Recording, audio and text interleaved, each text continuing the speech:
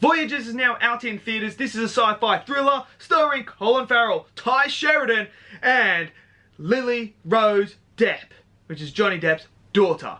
Now, this is the story about Earth is basically coming to an end very, very soon, quicker than we most anticipate. So they have bred these kids in order to go on this long space journey to another planet to save the human race. Meanwhile, while this is all going on, they are stuck in this ship. They are drugged to be able to be more obedient and follow the rules and be more self-efficient to sustain the life, because they have to reproduce throughout this journey. It's going to take 3 different generations before they get there. So I'm going to tell you guys exactly how I felt about this film. Let me know in the comments below. What do you guys think of Voyagers? Did you love it? Did you hate it? Let me know. Smash that like button, hit subscribe, and let's jump into this review of Voyagers. Perfect.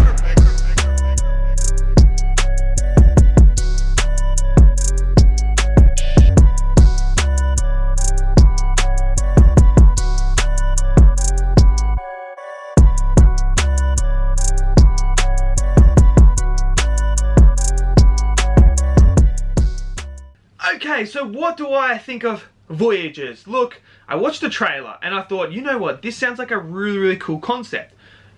Space journey. You all know me. If you watch my channel, I absolutely love and adore sci-fi. Ad Astra, love that film. Aliens, love that film. I love all these type of sci-fis, especially when we go into space. They are my favorite things to watch. I absolutely love them. So when I saw this trailer, I was like, yes! Brilliant. Look at the cast. The cast is fantastic. It is a brilliant cast. It sounds like a great concept. However, this is going to be one that is going to be very forgettable and very disappointing. I'm actually quite disappointed in this film, to be honest, and very underwhelmed. Now, I'm going to start off with some of the good stuff. Let me start off with the score. I really, really enjoyed the score. The score is very sci-fi, and it made me really feel the moments, which was awesome, and that's what a score should do, and I really enjoyed the score. I really did. It's a beautiful film as well. I gotta give it up. The cinematography is great. It looks gorgeous. Absolutely fantastic. Like, watching it on the big screen, it looked absolutely freaking phenomenal.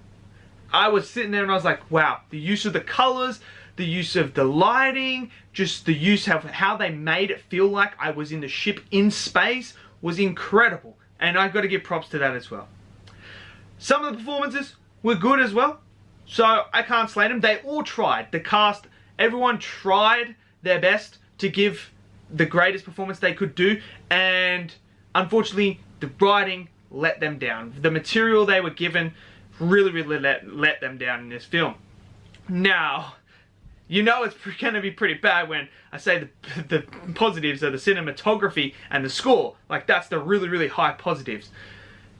Okay, now we're going to move into the characters, and I'm going to be honest. I didn't really buy into the chemistry of the characters or anything like that. Like, especially Tye Sheridan and Lily Rose Depp. Their characters and their chemistry, I didn't really buy into. So it didn't really make me care for those characters, and I was kind of like, I mean, do I really care for these characters? I don't know. Colin Farrell's character is probably the only character that I really care about, and I actually liked his character, but I'm a bit disappointed with how things ended for his particular character and that, and it kind of, yeah, like, the first 40 minutes of this film are brilliant. I really, really enjoyed the first 40 minutes, and I was like, yes, this is great. Absolutely everything I wanted. Started getting into psychology sort of stuff where they start trying to figure out what's actually happened, why they're being lied to, what's happening, and Colin Farrell's character, who's sort of like the head of them all. He's definitely the oldest. They're all like the same age, so they're all like, I would say around 22, 23, 24, around that age group, and he's like in his, like, I'd say about 40s, 50s, around there at this point in the timeline. So he's sort of like the leader and like the guy that they look to and that, and they start to figure out certain things, and then they start, you know, stop doing certain things, and they start getting their emotions and their primal instincts start coming back, and they're not so controlled and dosed down. once that all happens, like it's getting there, and then something happens, and then I'm kind of sitting there and I'm like, wow, okay, so we're going to go down this route now. We're going to go down traditional sci-fi route. But then they don't, and they reveal the twist and that, and it's just, it goes downhill really, really quickly. Like, I was sitting there and I was like, what? This is just turned into a generic sci-fi thing. And the ending, the ending is literally a straight rip-off of Alien. Just saying. It's a straight rip-off of Alien. It really is. I mean, I don't care for any of these characters. They didn't really make me care for it. I couldn't really get into their chemistry. The dialogue doesn't help at all. The dialogue is atrocious in this film, throughout the whole film. Zach, the one character, I absolutely despise his character. And they make you... You're meant to hate him. You're meant to absolutely hate this guy. However, he's very generic villain-like, and the way that they did the twist and stuff like that, it was very generic, and I thought you could have done something a lot better. And you have this great concept of these kids being bred to do these certain things, to be obedient and stuff like that, and once they start figuring things out and start to really understand their primal instincts and stuff like that, I'm like, you got a really good concept here, and we could really dive into something really good. But then they just give you this whole generic my side, your side versus us.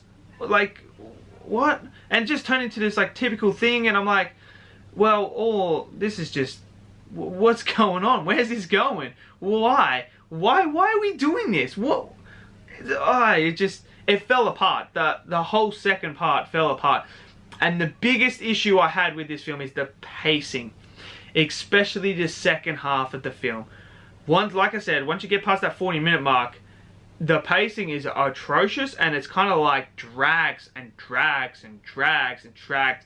I actually started to look and go, what's the time? I'm like, oh my god, really? It's only this time? It's supposed to be a 2-hour film. This feels like a 3 to 4 hour film. It just drained me and just took so much out of me. I'm sitting there and I'm like, waiting for this to end, and then when it did end, I was so underwhelmed, so disappointed. Look, you had this great concept. I think it just was not executed at all. Wasn't executed at all. The performances were as good as you could get with the material that was given. It looks gorgeous. It's got a great score. However, it just falls flat and becomes a very generic film.